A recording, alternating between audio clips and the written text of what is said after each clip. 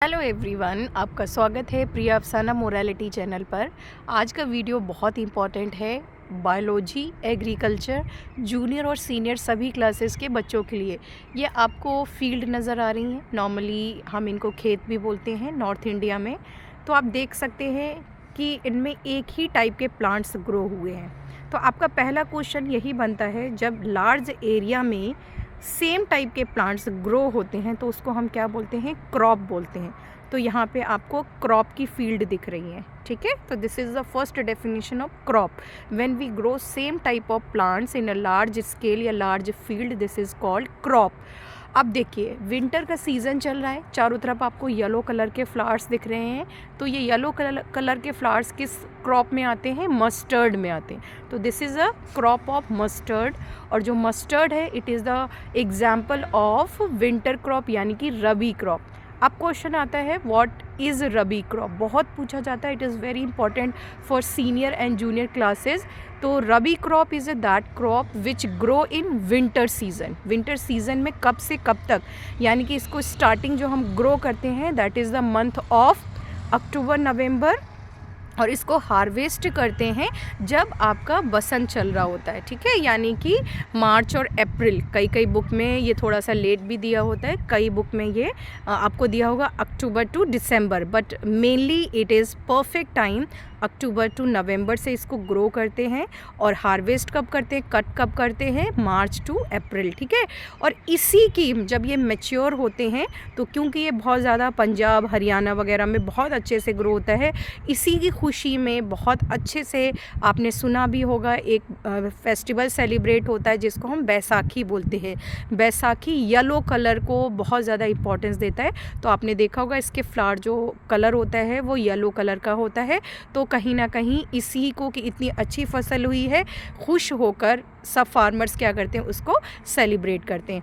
अब क्वेश्चन आता है, ये किस टाइप का प्लांट है, यानी कि इसमें फ्लावर कैसे आते हैं, यूनिसेक्सुअल या बाइसेक्सुअल? मस्टर्ड प्लांट की बात हो रही है। Mustard plant is a bisexual, इसमें फ्लावर आते हैं। क्यों आते हैं? क्योंकि इसमें मेल और फीमेल दोनों ही प्रेजेंट होते हैं। यानी कि मेल कौन होते हैं? स्टेमन, याद रखिएगा। मेल जो पार्ट ऑफ फ्लावर होते हैं वो क्या कहलाते हैं? स्टेमन। और फीमेल पार्ट क्या कहलाते हैं? पिस्टिल। तो इनमें दोनों ही प्रेजेंट होते हैं। और ऐसे प्लांट जिसमें फ्लावर ग्रो होते हैं या उनमें फ्लावर्स आते हैं वो एंजियोस्पर्म की कैटेगरी में आते हैं, और जिसमें नहीं आते हैं वो जिम्नोस्पर्म आते हैं। तो ये वीडियो बहुत यूज़फुल है उनके लिए जो चलते फिरते अपनी नॉलेज इम्प्रूव करना चाहते हैं। अब क्वेश्चन आता है मस्टर्ड, क्योंकि क्लास 12th में और सीनियर क्लासेस में भी इसको हार्वेरियम फाइल में अच्छे से क्या करता है, आपको डिफ़ाइन करना होता है, रिप्रेजेंट करना होता है, डिस्क्राइब करना होता है। तो आपके लिए कितना यूज़फुल है, इसका बॉटनिकल नेम क्या होता है? इसके वैसे तो कई सारी वेराइटीज़ होती हैं, लेकिन अभी आपको ब्रेसिका कैम्पेस्ट्रिस ये याद कर लीजिएगा, बहुत पूछा जाता है। Botanical name of mustard plant Brassica campestris, और ये बाइसेक्सुअल और एंजियोस्पर्म है। दूसरी बात, ये एक रबी क्रॉप है जो विंटर सीजन में ग्रो होते हैं, और ये बाइसेक्सुअल वेयर करते हैं। अब क्वेश्चन आता है, विच टाइप ऑफ सॉइल, ये किस टाइप की सॉइल में अच्छे से ग्रो होते हैं, जो कहीं ना कहीं हरियाणा की सॉइल को भी रिप्रेजेंट करता है। देखिए, ये नॉर्थ इंडिया है, हरियाणा है, तो यहाँ पे आपको चारों तरफ मस्टर्ड दिख रहे हैं। अच्छा, वन मोर थिंग, आपको कुछ फील्ड एम्प्टी भी दिख रही है, खाली दिख रही है, अभी यहाँ पे कोई क्रॉप नहीं है। क्यों? What is the reason? तो देखिए, सम टाइम सॉइल में लगातार प्लांट्स ग्रो करने से उसका न्यूट्रिशन फिनिश हो जाता है। ये भी बहुत पूछा जाता है, ग्रेड 8th में, 9th में, 10th में भी ये क्वेश्चन बहुत ज़्यादा पूछा जाता है कि why we farmers leave their this field for empty for some time. Empty means यहाँ कुछ ग्रो नहीं करते हैं, तो ये न्यूट्रिशन गेन करने के लिए कुछ दिन तक ये खाली रहने से इसको बोलते हैं फॉलोइंग मेथड। यहाँ पे अपने आप से इसमें कुछ घास वगैरह, grass, unwanted plant, weeds grow होंगे, जो कि क्या करेंगे, धीरे धीरे से ये इसको इसी में टिल्ट कर देंगे, यानी कि प्लगिंग करेंगे और न्यूट्रिशंस ऐड हो जाएंगी। आप देख सकते हैं, अगर विजिबल है तो कुछ वुमेन यहाँ पे क्या कर रहे हैं, थ्रू मैनुअल मेथड इसको डिग कर रहे हैं, यानी कि ये वही प्रोसेस कर रहे हैं न्यूट्रिशन ऐड करने का। तो ये 9th में क्वेश्चन भी है, what do you understand by following method of field? इस मेथड में क्या करते हैं, हम कुछ भी ग्रो नहीं करते हैं, यानी कि फील्ड को कुछ टाइम के लिए खाली छोड़ देते हैं, we do not grow anything. So we are discussing here about the winter crop. तो विंटर क्रॉप का ग्रेट सबसे अच्छा एग्जाम्पल है, वीट क्रॉप भी है और मस्टर्ड क्रॉप भी। अभी वीट क्रॉप यहाँ पे आपको नहीं दिख रही है, मस्टर्ड ज़्यादा दिख रही है। तो आप ये भी बात कर सकते हैं कि जो बात होती है कि पंजाब और हरियाणा उनका जो फेवरेट फूड होता है सरसों का साग और मक्के की रोटी, दिस इज़ द रीज़न, क्योंकि इनका बेसिकली जो क्या होता है, ये यहाँ पे मस्टर्ड बहुत ज़्यादा ग्रो करते हैं। सेकेंड बात ये आ गई कि किस टाइप की मिट्टी में ये अच्छे ग्रो होते हैं। ये भी क्वेश्चन बहुत पूछा जाता है, अलग अलग क्वेश्चंस बनते हैं। तो ये एल्यूवियल और आप कह सकते हैं ऐसी मिट्टी जिसमें थोड़ा सा सैंडी हो और थोड़ी सी क्लेई भी हो, जो सबसे बेस्ट बोली जाती है लोमी सॉइल, बहुत बेस्ट है, उसमें ग्रो होते हैं। बहुत ज़्यादा इन्हें वाटर की रिक्वायर्ड नहीं होती है क्योंकि विंटर सीजन है और बहुत ज़्यादा सनलाइट की ड्यूरेशन भी रिक्वायर्ड नहीं होती है। They grow well in that season, in that temperature. तो बहुत ज़्यादा टेम्परेचर भी इनको रिक्वायरमेंट नहीं होता है। तो कुछ एक इंपॉर्टेंट क्वेश्चन यहाँ से बनते हैं। अब नेक्स्ट क्वेश्चन बनता है कि रबी क्रॉप अगर विंटर में ग्रो होती है तो समर में कौन सी क्रॉप ग्रो होती है या फिर रेनी सीजन में। तो आपने खरीफ क्रॉप सुनी होगी। Kharif crop is that crop which grow in a rainy season. देखिए समर क्रॉप में वो हार्वेस्ट होगी, तो that is grow June July and harvested in September October.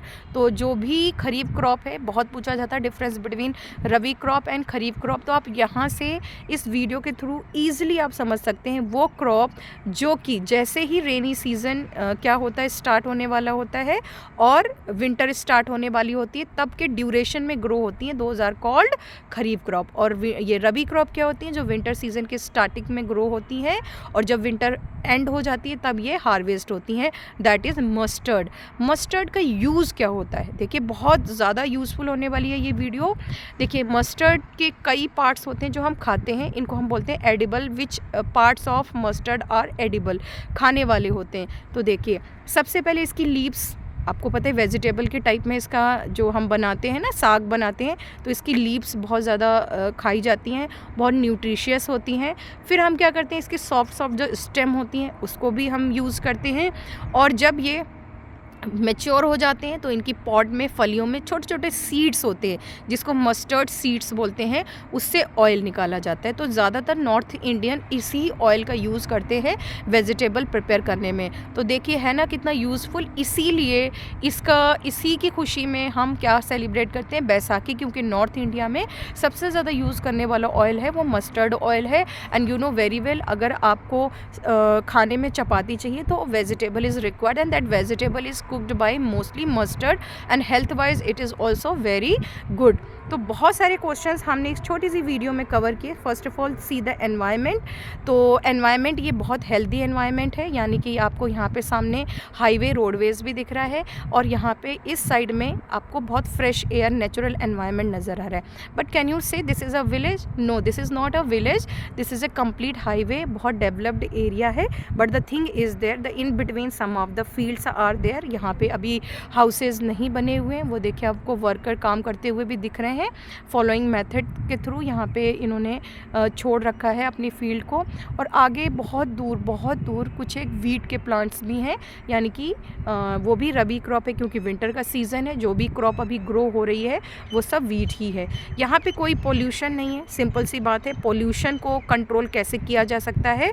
Bye exchanging of gases. देखिए जितनी भी बसेस या ये ट्रक्स हैं, ये कौन सी गैसेस निकाल रहे हैं? कार्बन डाइऑक्साइड, सल्फर के, नाइट्रोजन के oxide, that is converted bye या चेंज्ड बाय ऑक्सीजन। इतने सारे प्लांट्स हैं तो ये फोटोसिंथेसिस प्रोसेस कर रहे हैं और फोटोसिंथेसिस प्रोसेस में हार्मफुल गैस यानी कि CO2 ली जा रही है और कौन सी गैस रिलीज़ हो रही है?